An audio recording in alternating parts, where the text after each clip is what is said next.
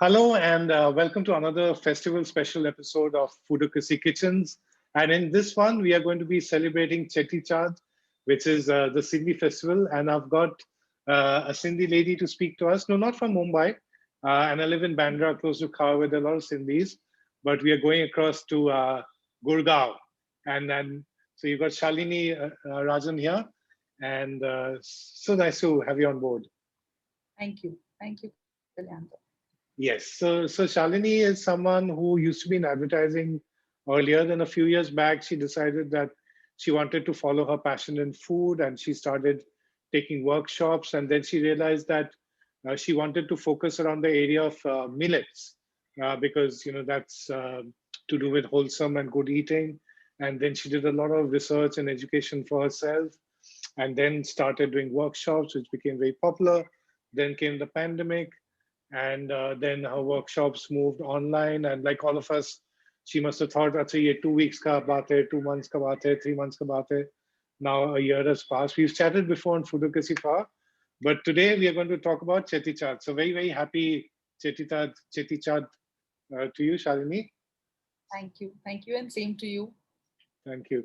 Must be a very special day for you. And now, of course, you have your own daughter as well. But what are your childhood memories of Cheti Chand? Were they in Delhi?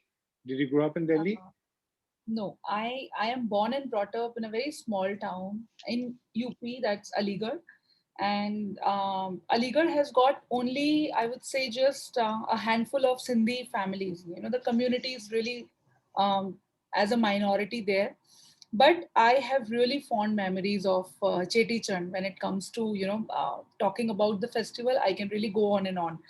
I remember Cheti Chand was obviously, the first day of Navratra. That's how I used to, connect with. And mostly it was that time of the year when your exams are over. So your holidays have begun, and this is the first grand celebration of, your holidays. So before the second session starts, you have your time. And then I remember, there are small you call it gurudwaras in Sikh community, Yes. but in Sindhis also there are gurudwaras. Okay, so many Sindhis have their gurus, in the form of idols or books kept in those gurudwaras. So the celebration, it always started from those gurudwaras. So we So used to live in a very even Aligarh would have, even Aligarh yes, had, yes, even though yes, the yes. even though the population was small, there would be Gurudwara. Oh, and this is There would different be from the Sikh Gurudwara. is different from the Sikh. The beauty is, the Sikh Gurudwaras and the Sindhi Gurudwaras were like, almost adjacent to each other. So whenever there was Sikh, whenever there was a Sindhi festival, Sindhi community festival being celebrated, the Sikh community would come and, just make it like a massive festival. Similarly, whenever there was like, Guru Nanak Dev's birthday or Guru Nanak Jayanti, as we all know, so the Sindhi community would just come along and, just make it massive. So Hmm. I don't think it happens in anywhere else, like, but because it's Aligarh and small community, minority, so people have been, supporting each other during these Oh, times. nice. Oh, nice. And I remember there's a thing called Julus, like, the procession that starts from that Gurudwara. And there's a thing called Behrana Sahib, like, as we all call Puja ki Thali.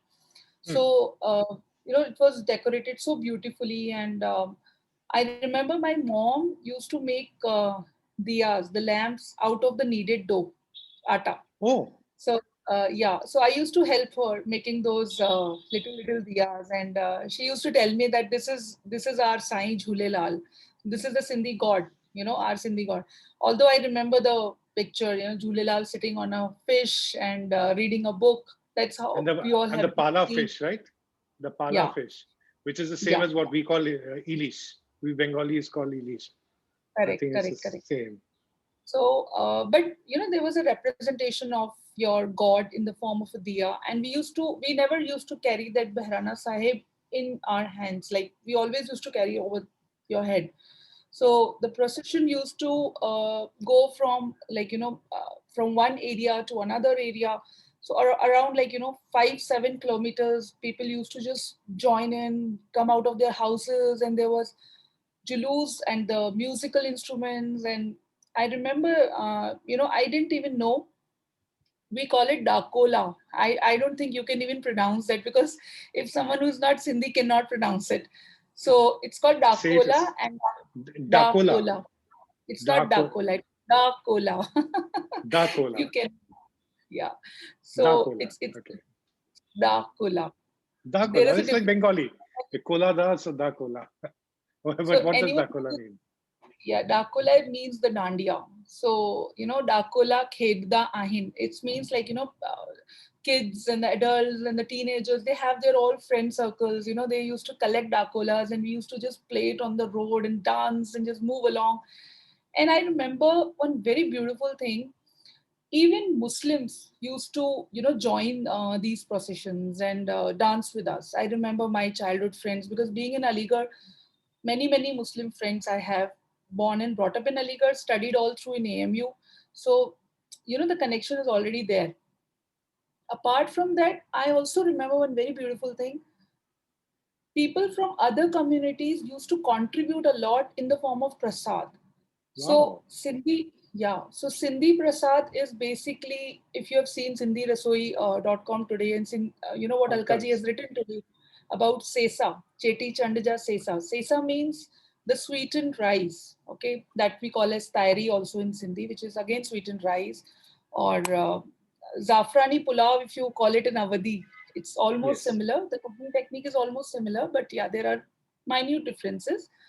So I remember Sikh communities and Hindu community, Hindu as in, all those Baniyas, Agrawal communities, they have been contributing from their houses and bringing those patilas of sesa. And, Wow. and they used to just distribute it, because the procession is going to come, they will seek blessings and, they will join the procession, so they want to contribute. So I So don't it's almost think like I have, a religious potluck. Almost like a yes. religious Not potluck, religious, multi it's a religion potluck. multi-community potluck. Yeah, it's a multi-community potluck, not a religious base. I've never seen it as a religion. I've always seen it as a community festival, So because I've that rice always, would have been even sweeter because with so many different people coming together, that spirit would have really sweetened the rice even more than the absolutely, jaggery I think else could have. What other food absolutely. memories are there? You were telling me about the sesa, the rice. What other food Says memories are there from your childhood? uh, every month in Sindhi community, every month there is a festival that's celebrated. It's called Chand. Chand means Chand. Okay. Okay. So we always say it's a full moon day, it's a Chand. So I remember my mother going to those Sindhi Gurudwaras every, until date, she goes religiously. She goes to that Sindhi Gurudwara and she offers that sesa, and we also add one thing, which is Kabuli chana, which is boiled with just salt, nothing else. I have never seen this kind of prasadam anywhere else. And we never call it chola or chole or chana. We always called it chana. So Ah. sesa chana is the term for that prasad that we Sindhis offer during every month of this Chand day. So Cheti Chand is a the biggest Chand day for us. So this is the prasadam. Apart What from does it that, mean? Does Cheti Chand mean something? Cheti is the Chaitra, the month that is Ah, started. Chaitra month. Yeah, Okay, okay. And the Chaitra month, Chand. and I'm Chand trying to means see the the moon. moon outside. Okay. Yeah, so Cheti Chand is that, and also Cheti Chand is also telling us that this is the day when Lord Jhulelal was born. So, and there are many more theories. The more you read, the more you understand. Yeah. But what I remember is the colors, the sesa, the chana, the kneaded dough lamp, which I have never seen anywhere else. And Never as in that, outside of your house. Never seen as in yeah, outside of your house. You've never seen. Okay. ever seen, yeah, I mean, Gurgaon, I have never seen anyone doing, or I've never seen any such processions going. Maybe I'm not aware of that. Uh-huh. But I remember even after my marriage, I used to go to Aligarh just to watch that Julus, because that's so much, bringing back all the memories to me. It's full of nostalgia for me. Was there anything else in foods? There's the sesa. There was the chana Yeah. chana. chana chana. chole, chana. Chana, sesa, yeah. Chana, sesa, and atta ka halwa that we call siro, siro in Sindhi. Is that So the same then as similar to Kara Prasad, the Punjabi Chana prasad, Kara yes, Prasad? yes, exactly the same thing, but we call it siso. Oh, sorry, siro. See, Also, mishri is offered during this time, and what we cook usually during this time is dal pakwan or sai bhaji, all that Sindhi food that's very famous. So sai bhaji dal pakwan is coming to my mind right now because if I remember Cheti Chand and I remember my cousins coming over to our place to have food, so this is what we used to cook. So sai bhaji, aloo took, this thing, dal pakwan, that was something that was there for sure. and most of this is now there in the nostalgia box. So Shalini's dad has very recently started Havana Spices, and he's put this collection of spices from the taste of undivided India, and I've seen Sai Bhaji there, aloo tok, all of this dal pakwan, all these masalas are there, and it's lovely because then you can be from any other community and cook it, or you could be a new age young gen Sindhi who might not have the time or patience to put it all together, and you can try it. So you were saying, Shalini, that all of this you don't really see in Gurgaon, those childhood things. So which are the parts that you miss most about Cheti Chand in your life today? Everything. It doesn't even feel like Cheti Chand here. It's just that you wake up in the morning and you wish your parents कि Cheti Chand ji lakh lakh vadaiyon. That's what we just spoke, and that's it. That's about it. There is nothing like, maybe there are some communities who are doing, but maybe I'm not aware of that. And because of pandemic, things have really become unapproachable. And because till last year I used to go because Aligarh is not very far from Gurgaon, so I used to travel this 3-4 hours drive, so it's not that difficult to reach to Aligarh. But this time it looks like it's not Cheti Chand for me. And thanks to you for making me sit here and talk to you about this festival, so I can just bring back all those happy memories. And I'm sure it'll come back again. There will I be hope. times which will change. Have you taken your daughter in the past to Aligarh during Cheti Chand?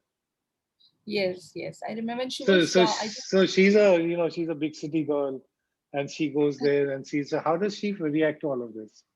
she's a very outgoing girl. She loves all these melas and processions. And I remember, every Dashera she wants to see Raman. She want to wear those masks of Hanuman and all those things. She wants to be on her daddy's shoulder and watch everything. So she loves all of it.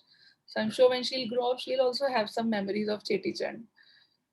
So, in normal years in Gurgaon, or maybe even this year, of course, there's a lot of stress around. But is there anything which you try to do, at least for at home or for the family, to sort of keep this Cheti Chand spirit or feeling there? I I And just and I and, can and before you answer, I must say that I can identify with you as because I'm a Probashi, so I'm a Bengali yeah. who doesn't live in Bengal. So, like whether it's Navabar show or Durga Puja and all this, I mean, unless you're in the middle of that or unless you're with other Bengalis, it's just another day. So I know what you're feeling. Yeah. So yeah, I mean, it's not like that. I'm not doing anything. When I woke up in the morning, I thought that today it has to be Sindhi food for me.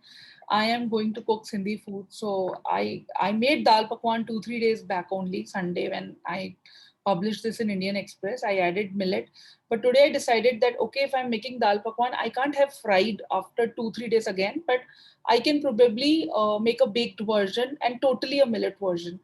So I made it with little millet today and I just baked it and I added a lot of raw turmeric and beetroot and just, added more health to it, but Huh. kind of, balanced both the things that's going on in my mind. And the dal And for would be dinner, there, right? The dal would be the the dal, regular dal bakwan dal. yeah. So with So the dal, chutneys and all that. So the chutneys, that's yes. nice. How did it taste? How did it taste? it does taste good because these days we have all those raw mango and Yes, mint yes, and everything in season, so it makes, it gets more summery. So dal yes. pakwan is one dish which you can have any time of the year, just that when you decide how much pakwan can you have, because it's a fried thing, but you can always bake it also. Now there are a lot of baked versions of pakwan. And for dinner, I'm cooking sai bhaji, and again, I'm making rice out of little millet. So I'm just balancing it, and I'm just trying to make sure that I am eating Sindhi food today. So, guys, Sai Bhaji is a very interesting dish. I had it recently from the Speakeasy Kitchen of Vicky Ratnani's, which is just down the road. So, Yeah. Shine, you want to explain a bit about that? Because I found it to be a fascinating dish. Mix of greens and potato and bacon and cooked together. Then the taste of dill, which the herbs which really pop up in a mouth. And you're someone who deals so much with nutritious food and local food. So now, Mm. if you use this modern lens of yours, how would you dissect sai bhaji as a dish? I think Sindhi food is, has always paved the way for me to explore more when it comes to improvising with food. So it's like I respect all the traditions, and traditional food is the best thing where you can learn cooking from. You cannot learn cooking from Mexican food or Japanese or whatever people are doing with the fancy plating. If you want to really learn cooking, you need to get into the traditional techniques of cooking food, then you will learn a lot. So Sindhi food for me has shown me the extremes in a way that it can be totally without oil and it can be too much of oil, and you know how to create that balance. So when it comes to the health part, adding that health wala angle into it, I can do that because I know both the techniques. So sai bhaji, if I have to explain it to you, it is such a healthy one pot Yes. meal, because I remember my mom making it in a way. She used to put everything in the pressure cooker, so it was always greens, some veggies, any kind of veggie you can put in it. Then there is chana dal, which is again nutritious. Lot of ginger, lot of turmeric, lot of tomatoes that goes into it. And she never adds water or very little water, because she always says कि पालक से भी तो पानी आएगा तो उसी में बन जाएगा. This is what I remember as a technique from her, and it saves time. After pressure cooking, it has got the perfect consistency. So it is done after 2 3 whistles. It is done, and you just, if you want to put that tempering of jeera or anything of your choice, hing or something, you can do so. But sai bhaji is done. And, So and almost everything ingredient which you mentioned, ginger, tamarind, someday, yeah. greens, everything is what will come out in glossy magazines today as superfood. Yeah. Even I add a lot of ghee, because my daughter, she is little picky when it comes to these ghiyas and kaddus. So I know where to add what. So sai bhaji is something that she will not be even noticing that it has got ghee. Mother's trick. So So, yeah, mother. Shalini, to you, what is, as we sign off, what is the message of this entire Cheti Chand festival, which you've imbibed and which you may want to share with us? The entire symbolism around that. So, yes. Cheti Chand, see, it's very specific to each one of us. Like, whosoever Sindhi who's watching this video, or who's non-Sindhi, who remembers this festival, I would say Cheti Chand is something symbolic to bringing people closer without any, Wow. differences. Like, Cheti Wow. Chand has always been. I have never seen any differences in this festival. I've never seen, and honestly, when you see things now and when you see things 20 years back, you know there was never, no one was bothered about what we are wearing, how are we looking, and we used to just free flow in the streets and with the dakolas, and we used to just dance. So Cheti Chand is a free spirit for me, and if I have to give it as a message, I would say um, just live in the moment and just celebrate. And celebrations are meant for that. Festivals are meant to be in the moment. So that's about it. Thank you, Shiny. That's such a profound thought, which is be in the Thank you. moment, be with people, be Yeah. together. I think that's really wonderful, and I think that's what the world needs right now. So happy Chetty Chand to you. Happy Chetty Chand to any of our to all our viewers, especially the Sindhis and everyone else, and to your parents and family. And stay safe. And thank you for so much for joining us. Thank you. Thank you so much, Kalyan sir. Bye.